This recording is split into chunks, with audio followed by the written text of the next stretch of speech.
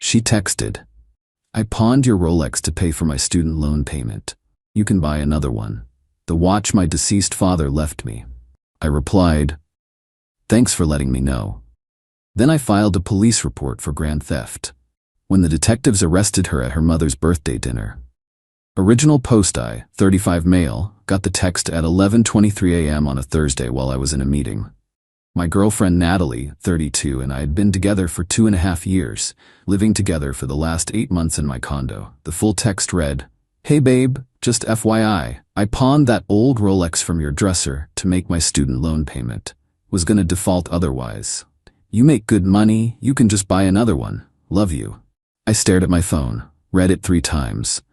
That old Rolex was a 1971 Submariner my dad wore every day until cancer took him 18 months ago. His final gift to me. The last thing he ever gave me. I excused myself from the meeting, walked to the bathroom, and sat in a stall, just processing. Then I typed back, "Thanks for letting me know." She responded with heart emojis and, "Knew you'd understand, babe. You're the best." I didn't respond. Instead, I called my lawyer friend Derek. She pawned my dad's watch without permission. That's theft, right? How much is it worth? About $12,000 market value. That's grand theft. Felony territory. You sure you want to go there? She knew what that watch meant to me. Then document everything. Screenshot the texts. File a police report immediately. I went back to my meeting, somehow got through it, then drove straight to the police station. The officer taking my report looked sympathetic. "She admitted to it in writing?" "Yeah." I showed him the texts. "And she doesn't own the watch? Not a gift to her?" "Never. It was my father's. She knew exactly what it was." "We'll assign a detective. With that value and her confession, this should be straightforward." That evening, Natalie came home like nothing happened. Kissed me hello, started talking about weekend plans. "How was your day?" she asked, unpacking groceries she'd bought with my credit card, as usual. "Interesting. Yours?" "Good. That loan payment stress is finally gone. We should celebrate." Like she'd contributed anything to our finances in 2 years. "Sure, let's celebrate this weekend." She beamed and started making dinner. I sat there watching her, this woman who'd stolen the most precious thing I owned, and thought heart emojis made it okay. Update 1. 2 days later. Detective Morrison called Friday afternoon. Professional, thorough. "Mr. Turner, we've confirmed the pawn transaction. The shop has the watch, and they've placed a hold on it. The paperwork shows your girlfriend's signature. She used her ID, received $3,200. The watch is worth $12,000. Pawn shops. But here's the thing, she told them it was hers. That's fraud on top of the theft. We have enough for an arrest warrant." "When?" "We'd like to move quickly before she knows you've involved law enforcement." "Does she have any travel plans?" I almost laughed. "Actually, her mother's 60th birthday dinner is tomorrow night. Big family thing at Rosewood Restaurant." There was a pause. "That would certainly ensure she's located. 7 p.m., reservation under her mother's name, Gloria Hutchins." "We'll handle it discreetly, Mr. Turner." That night, Natalie modeled the dress she'd bought for the dinner, with my credit card naturally. "How do I look?" "Beautiful," I said honestly. She did. Beautiful, entitled, and completely oblivious. "You're still coming, right? Mom really wants you there. Wouldn't miss it." Saturday, I got ready normally. Natalie fussed over her hair, her makeup, everything perfect for Mommy's big day. We drove separately. I claimed a work call might run late. I arrived at 7:15. The family was all there. Gloria, Natalie's sister Bethany, her brother Anthony, aunts, uncles, cousins. About 20 people at a long table. Natalie waved me over, patting the seat next to her. "You made it. Told you I would." The appetizers had just arrived when I saw Detective Morrison and a female officer enter the restaurant.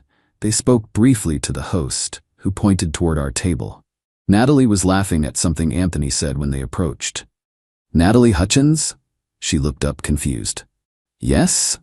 I'm Detective Morrison. You're under arrest for grand theft and fraud. Please stand up." The table went silent. Forks stopped moving. Gloria's mouth fell open.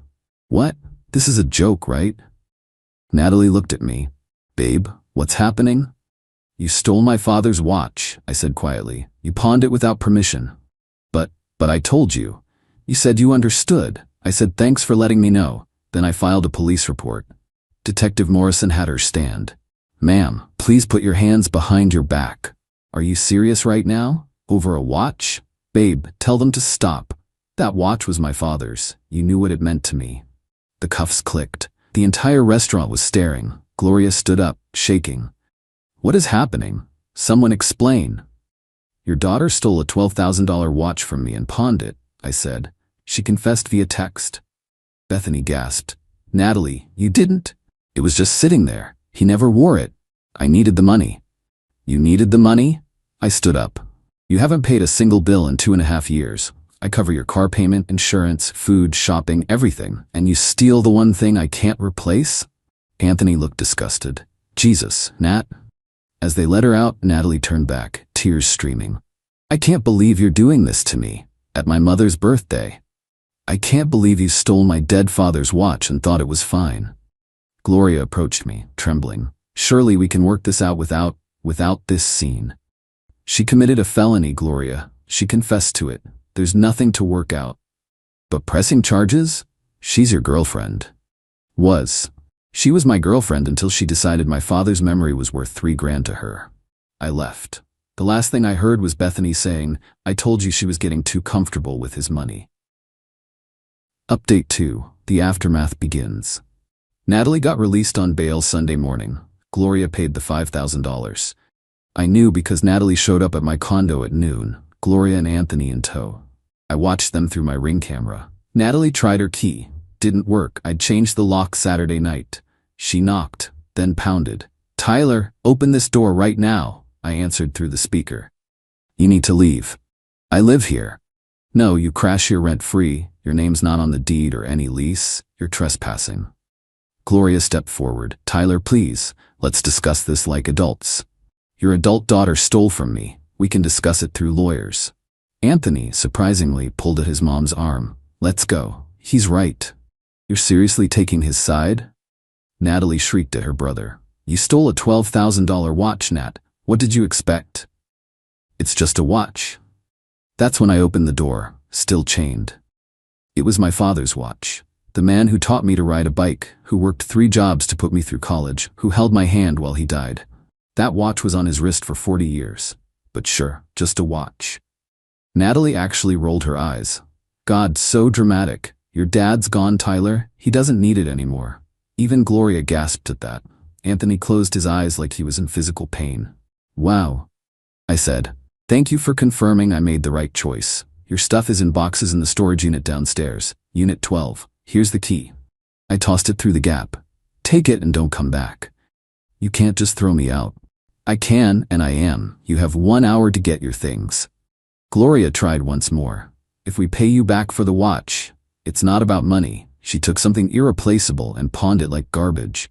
Then had the audacity to tell me to just buy another one. We're done here. Natalie was full on crying now. Where am I supposed to go? Not my problem anymore. I closed the door. Update 3, Monday morning escalation. Monday, 8 a.m., I got a call from my credit card company. Mr. Turner, we're calling about several unusual charges on your account. My stomach dropped. How many? Approximately $4,300 in the last 48 hours. High-end retailers, electronics, jewelry stores. Of course. Natalie still had my credit card number memorized. Cancel the card immediately. Those are fraudulent. We'll send you the dispute forms. I screenshot every transaction. Then I called Detective Morrison. She's adding credit card fraud to her charges? Appears so. Email me the evidence. Then came the social media campaign. Natalie posted a sob story about her abusive ex who had her arrested for borrowing something and was now making her homeless. She claimed I was controlling, manipulative, that I'd isolated her from friends and family. Her friends ate it up. My Instagram and Facebook inboxes filled with messages calling me heartless, abusive, pathetic. Someone found my LinkedIn and messaged my company saying they employed an abuser. I didn't respond to any of it. Instead, I posted one thing. Since there seems to be confusion, my ex-girlfriend stole my deceased father's Rolex and pawned it without permission. When confronted, she said I should just buy another one. I filed a police report for grand theft. She's now also committed credit card fraud. I have receipts for everything. I attached her original text and the pawn shop receipt. The tide turned quickly. Half her friends deleted their messages. Others doubled down, saying I was cruel for involving police. Then Bethany commented, "Natalie, just stop. You know what you did was wrong. Mom and Dad have been enabling you for years, and now you're facing consequences. Tyler, I'm sorry about your father's watch." Natalie called from Gloria's phone an hour later, screaming, "How dare you turn my family against me?" "I didn't. You did that yourself. Bethany is supposed to support me. Maybe she's tired of watching you use people." "I didn't use you. I loved you. You loved my wallet. There's a difference. You're going to regret this. I'll make sure everyone knows what kind of person you really are." "Good luck with that. I have your confession in writing." She hung up. That afternoon, my company's HR called. They'd received an email from Gloria claiming I was harassing her daughter and creating a hostile situation. She demanded they take action. My manager, James, was cool about it. I showed him everything: the texts, the police report, the credit card fraud. "Jesus, Tyler, your ex is psycho." "Yeah, learning that the hard way. We'll handle this. Don't worry about your job." Update 4. The courtroom drama. 2 months later, we're in court for the preliminary hearing. Natalie showed up in a conservative suit, trying to look innocent. Gloria, Bethany, and Anthony were there. I noticed Natalie's dad, Robert, wasn't. Turned out he was done with her drama. The prosecutor laid out the case: the text confession, the pawn shop records, the credit card fraud. Natalie's lawyer, some overworked public defender, tried arguing it was a misunderstanding between romantic partners. The judge actually laughed. "Counselor, she literally texted him that she took and pawned his property. Where's the misunderstanding? My client believed she had implicit permission." "Did she ask?" "No, Your Honor, but..." "Then she didn't have permission." This proceeds to trial. During a recess, Gloria cornered me in the hallway. "Please, Tyler, she's facing prison time. Felony charges will ruin her life." "She ruined it herself. She's getting help, therapy. She knows she was wrong." "No, she knows she got caught." Robert appeared from nowhere. I hadn't seen him enter. "Gloria, stop. The girl needs to face consequences for once in her life." "Robert, she's our daughter, and we created this monster by never saying no to her." "Tyler, I'm sorry about your father's watch. That was despicable." Natalie saw her dad and rushed over. "Daddy, please tell him to drop the charges." Robert looked at her sadly. "I paid for law school you dropped out of, business school you dropped out of, covered your rent until you moved in with Tyler. When does it end, Natalie? So you're abandoning me too? I'm letting you face the consequences of your actions. Maybe you'll finally grow up." The trial was set for 3 months out. Natalie was offered a plea deal: 1 year prison, 2 years probation, full restitution. Her lawyer advised taking it. Update 5. The unraveling. While awaiting trial, Natalie spiraled. According to Anthony, who reached out to apologize for his sister, she was bouncing between Gloria's house and friends' couches. Nobody wanted her long term. She got a job at a clothing store. Lasted 2 weeks before being fired for stealing inventory. Apparently, she felt underpaid and decided to compensate herself. That triggered a violation of her bail conditions. Back to court. The judge was not amused. "Miss Hutchins, you're facing felony theft charges and you commit another theft?" "It was just a few shirts, Your Honor." Theft is theft. Bail is revoked. Natalie spent the next 2 months in county jail awaiting trial. Gloria called me crying. "She's in jail, Tyler. Actual jail. Are you happy now?" "I'm indifferent, Gloria. She made her choices. How can you be so cold? How can you still be enabling her? She's 32 years old." The trial finally came. The prosecutor presented everything methodically. The texts, the pawn records, the credit card fraud. Character witnesses testified about the watch's significance. My uncle talked about how my dad wore it every day for 40 years, how he'd specifically wanted me to have it. Natalie's defense was basically that she didn't think I'd mind, that I was overreacting, that couples share property. The prosecutor destroyed that. "Miss Hutchins, did you ask Mr. Turner before taking the watch?" "No, but did you tell him before pawning it?" "I told him after." "So you took it secretly, pawned it secretly, then informed him after the fact?" "When you put it like that, how would you put it?" "I needed the money." "So you stole." "It wasn't stealing. Taking someone's property without permission is literally the definition of stealing." The jury deliberated for 2 hours. Guilty on all counts. Update 6. Sentencing and consequences. Sentencing was brutal. The judge considered the violation of bail, the additional theft, the complete lack of a remorse. Miss Hutchins, you've shown a pattern of entitlement and disregard for others' property. You stole a family heirloom, showed no genuine remorse, committed additional crimes while on bail, and throughout these proceedings, you've blamed everyone but yourself. 18 months in state prison, 3 years probation, full restitution of $12,000, plus the $4,300 in credit card fraud. Natalie collapsed. Gloria wailed. Robert sat stone-faced. Anthony just shook his head. Bethany wasn't even there. She'd washed her hands of the situation. As they led Natalie away in cuffs, she looked at me one last time. I hope you're happy.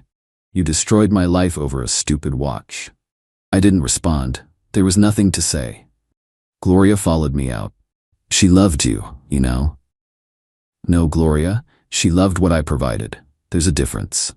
You could have just talked to her. I could have, but she could have not stolen from me. She made the first choice. Update 7. The aftermath. It's been 6 months since sentencing. I got the watch back from the pawn shop after the trial. Cost me the $3,200 Natalie got for it, plus interest and fees. Almost $4 grand to recover my own property. Worth every penny to have it back. Natalie's in minimum security women's prison. Gloria writes me letters, still trying to guilt me into asking for early release. I don't respond. Anthony reached out last month. We actually grabbed a beer. I'm sorry about all this, man. Natalie, she's always been like this. Taking what she wants, expecting others to clean up her messes. Sounds like you've dealt with it longer than me. My whole life. She stole my bike when I was 10 and sold it for concert tickets. Told me I was too old for it anyway. And your parents did nothing? Mom made excuses. Dad was always working. Classic dynamic. You turned out okay though, because I saw what not to do. Bethany sent me a message on Facebook. I know this might be weird, but thank you. Natalie needed this wake-up call. Maybe she'll finally learn. Also, I'm sorry about your dad's watch. That was unforgivable. Robert divorced Gloria. Apparently, this was the last straw in a long line of enabling behavior he couldn't watch anymore. Gloria blames me for that too. I'm doing okay. Still processing the betrayal, the entitlement, the complete lack of empathy she showed. My therapist says I handled it well, though. Stood my ground. Didn't let guilt make me cave. Started dating someone new. Rachel. She actually gasped when I told her the story. She pawned your dad's watch and thought that was okay? Yeah. Said I could buy another one. That's sociopathic. That's Natalie. Rachel wears a Timex. Pays her own bills. Asks before borrowing my phone charger. The bar's underground, but she clears it easily. Got a letter from Natalie last week. First one she sent. It was exactly what you'd expect. Tyler, I've had time to think in here. What you did was wrong. Yes, I shouldn't have taken the watch without asking. But involving the police? Sending me to prison? That was too far. You destroyed my life over an object your dad doesn't even need anymore. I'm suffering in here while you're living your life. Is that justice to you? Your dad would be ashamed of how cruel you've become. I made one mistake and you ruined everything. When I get out, I'll have nothing. No job prospects with a felony, no home, no future. I hope you're satisfied. Despite everything, I forgive you. Maybe someday you'll realize what you've done and forgive yourself. Natalie. Still no actual apology. Still no acknowledgement of the betrayal. Still positioning herself as the victim. I didn't respond. But I did take a photo of me wearing my dad's watch and post it on Instagram with the caption, "Some things are irreplaceable. Garden carefully." Bethany liked it. Anthony commented, "Your dad would be proud of you for standing up for yourself." He's right. Dad always said I was too much of a pushover, too willing to let people walk over me. Well, not anymore. The watch sits in a safety deposit box now when I'm not wearing it for special occasions. Every time I look at it, I remember my dad. And I remember the lesson Natalie inadvertently taught me. When someone shows you who they are through their actions, believe them. When someone steals from you and says you can just buy another one, they're telling you everything you need to know about their character. Final update. It's been a year since the arrest. Natalie got out last month. Early release for good behavior. She served 8 months. Gloria immediately started a campaign to get me to hire Natalie, give her money, help her get back on her feet. I blocked her on everything. Then Natalie showed up at my office building. Security called me. "There's a Natalie Hutchins here, says she needs to speak with you urgently. Tell her if she doesn't leave immediately, I'll call the police for violation of probation. She's not allowed to contact me." She left, but not before telling security I was heartless and had ruined an innocent woman's life. Anthony texted me that night. "She's staying with Mom. Already complaining about having to follow probation rules. Some people never learn." Last week I found out through Bethany that Natalie got arrested again. She stole money from her probation-mandated job at a restaurant. Apparently felt she deserved more than minimum wage, so she helped herself to the till. She's going back to prison. Longer this time. Probation violation plus new charges. Gloria called from a blocked number, hysterical. "This is your fault. If you hadn't started this, she wouldn't be in this situation. Gloria, she stole from me, then stole while on bail, then stole while on probation. That's a pattern, not a mistake. She was desperate. She was entitled. There's a difference. You're evil. I'm done. Don't contact me again." I hung up and immediately filed for a restraining order against Gloria too. Enough is enough. Rachel and I are moving in together next month. She insisted on showing me her credit report and bank statements first. I want everything transparent, no surprises. You don't have to. After what you went through? Yes, I do. Trust but verify, right? She's the opposite of Natalie in every way. Responsible, empathetic, independent. She saw my dad's watch and immediately understood its value wasn't monetary. It's beautiful. The scratches and wear, that's your dad's life on that watch. Yeah, exactly. I'm glad you got it back. Me too. Robert reached out recently. We had coffee. I failed her, he said quietly. Gave her everything, never made her earn anything. Now she's in prison because she never learned actions have consequences. You can't blame yourself entirely. Can't I? Every time she stole or lied as a kid, Gloria made excuses, and I just worked more. Avoided the conflict. Now look where we are. She's an adult. Her choices are her own. True, but we shaped the adult she became. You did the right thing, Tyler. Maybe if someone had done it sooner. He didn't finish. Didn't need to. Life's good now. Peaceful. Drama-free. The watch sits in my safety deposit box except for special occasions. My dad's birthday, Father's Day, the anniversary of his death. When I wear it, I think about him. His work ethic, his integrity, his refusal to let anyone take advantage of him. He'd be proud I didn't let Natalie get away with it. Proud I stood my ground. Proud I protected what he left me. Sometimes the best revenge isn't elaborate. It's just refusing to be a victim. It's saying no and meaning it. It's letting someone face the consequences they earned. Natalie thought she could take what was mine because I'd always given her everything else. She thought wrong. And she's paying for that miscalculation. That's not cruel, that's justice. The watch ticks on, keeping perfect time, just like it did on my father's wrist for 40 years. It'll tick on my wrist too, and someday my son's. Because some things are meant to be preserved, protected, and passed on, and some people are meant to be left behind.